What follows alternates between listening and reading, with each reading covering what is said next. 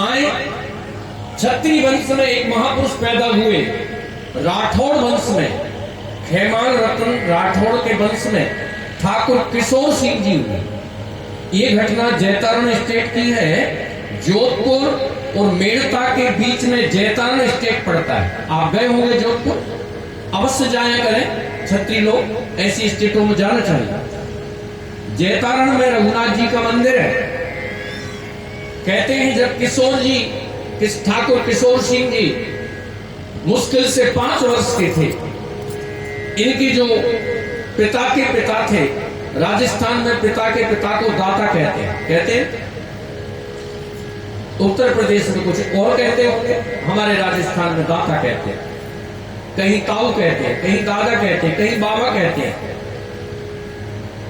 ये ध्यान से सुना, ये शब्दों की साधारण महिमा नहीं, सुन लीजिए, ये शब्द साधारण नहीं है।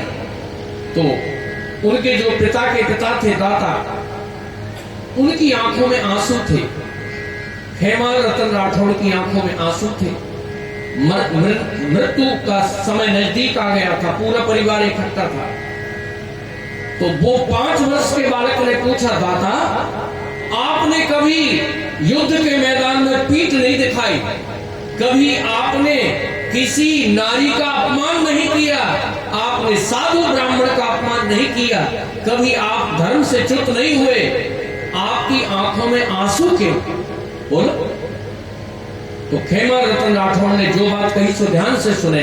उन्होंने कहा, बेटे क्षत्रिय कुल में उत्पन्न होने के कारण मैंने 2 सेवा भगवान की नहीं की। कौन कौन सी भाई? सतपाल जी, कौन कौन सी सेवा नहीं की? खेमान रतन राठौड़ जी ने कहा, बेटे एक तो मैं कभी रघुनाथ जी के स्नान के लिए पोखर से जल भर के नहीं लाया, और कभी भगवान के मंदिर में ताली बजा के नृत्य नहीं किया। मैंने 2 सेवाएं नहीं की है, इसलिए मैं दुखी हूं क्षत्रिय होने के नाते कि मैं नाचूंगा। कहते हैं उस 5 वर्ष के बालक ने जो बात कही सो कान खोल के सुने। दादा आप प्राणों को त्यागिए, मैं प्रतिज्ञा करता हूं कि ये 2 सेवा मैं मरते दम तक करूं।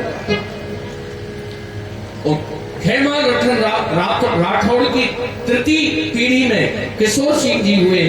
वो रघुनाथ जी के मंदिर में घुंघरू बांध करके नृत्य करते थे, और वो पोखर बना हुआ है जहां से जल लेकर के आते थे भगवान के स्नान के लिए। आप कभी जैतारण स्टेट जाइए, ये राठौड़ वंश की स्टेट है, मेड़ता है, जैतारण है, ये सब राठौड़ी राजपूत है वहां उस बेल्ट है। ये मीरा जी के वंश में ही सब लोग हुए। आज भी वो मंदिर है। अभी जब हम जोधपुर गए तो वहां राजेवत साहब हमारे महाराज जी के शिष्य हैं, उनको मैंने कहा कि जैतारण जरूर जाइए, वहां देखिए किशोर सिंह जी का चित्रपट लग रहा है, जो घुंघरू बांध करके खड़ताल लेकर के रघुनाथ जी के सामने नृत्य करते। और ध्यान से सुनिए, लड़ाके कितने बड़े थे। आज तक किशोर सिंह ने किसी के सामने पीठ नहीं दिखाई। ऐसे लड़ाके 2-2 हाथों से तलवार चलाने वाला क्षत्रिय था ये, जो नृत्य करते। मगर किसके सामने करते थे भाई? क्यों जी, किसके सामने? पूर्ण ब्रह्म परमात्मा भगवान गोविंद के सामने। मन भूल मत जइयो रघुनाथ के चरण, मन भूल मत जइयो रघुनाथ के चरण, सीता राम के चरण, राधा श्याम के चरण, सीता राम के चरण, राधा श्याम के चरण, मन जइयो रघुनाथ के चरण, मन भूल मत जइयो रघुनाथ के चरण। भगवान की ऐसे एक नहीं, भक्तमाल में कम से कम 200 क्षत्रिय परिवारों की कथाएं हैं जिन्होंने भगवान की ऐसी भक्ति की।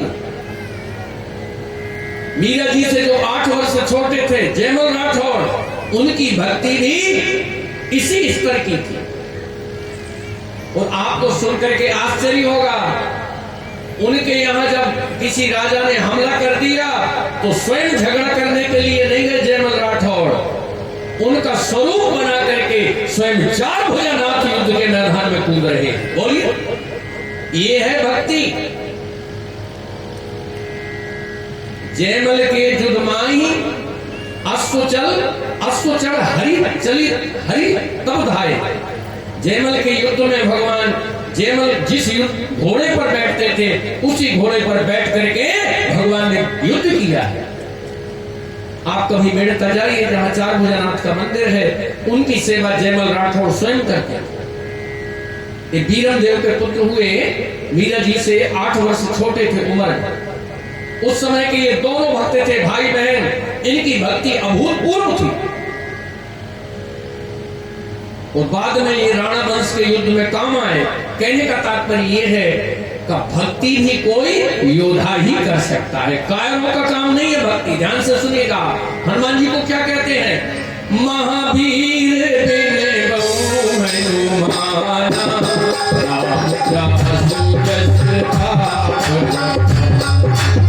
महावीर बिने बहु हनुमाना,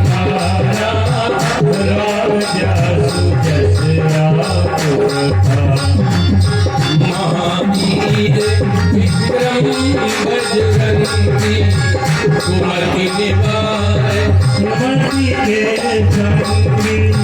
महावीर विक्रम बजरंगी, कुमति निवार कुमति के संगी।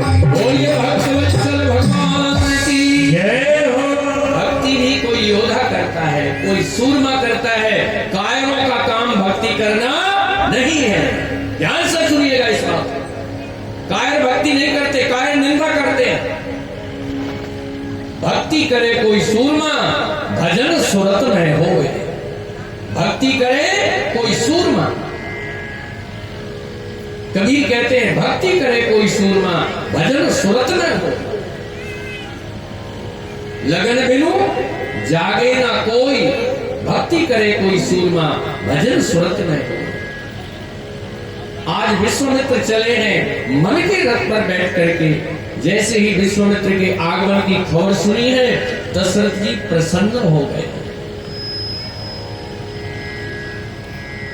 इस पर गिनती आ जाती है घड़ी। जैसे ही दशरथ जी के कान में खबर पड़ी, मुनि आगमन सुना जब राजा, मिलन चलेऊ लई विप्र समाज।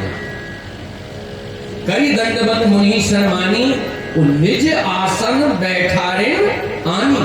चरण प्रखार की अति पूजा, मौसम आज धन नहीं दूजा। मैं निवेदन करूं, आज दशरथ जी किसका पूजन कर रहे हैं प्रिय सज्जनों? दशरथ जी आज विश्वामित्र जी का पूजन कर रहे हैं। कौन दशरथ जी? जिनकी गोदी में पूर्ण ब्रह्म परमात्मा बालक बनकर के बैठा।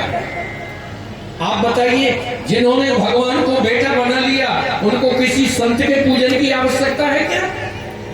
मगर ये रघुकुल था। रघुकुल में सबसे अधिक सम्मान था तो महापुरुषों का सम्मान था, गुरुजनों का सम्मान था।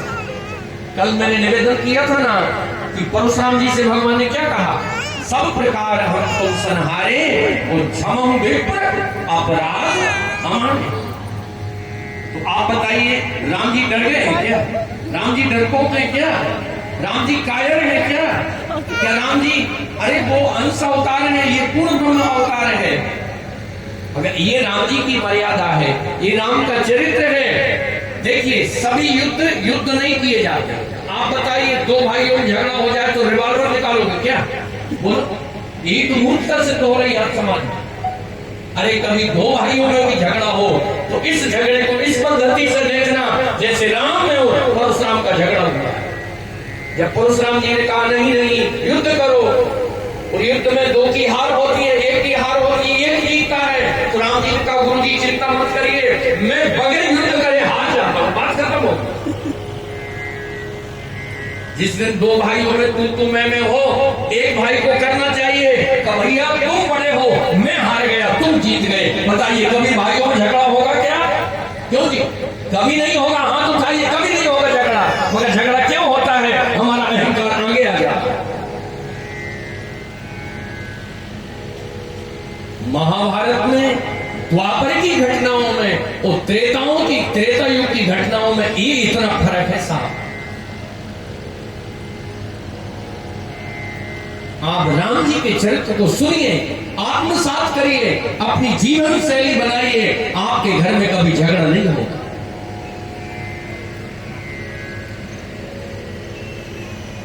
आज जब विश्वामित्र आए, विश्वामित्र के चरणों को धोया गया। वो जिस आसन पर स्वयं महाराजा दशरथ बैठते थे, आज उसी आसन पर दशरथ जी ने विश्वामित्र जी को पधराया। क्या कह रहे हैं, आए श्रवण करें। चरण पखारी कीन अति पूजा, चरण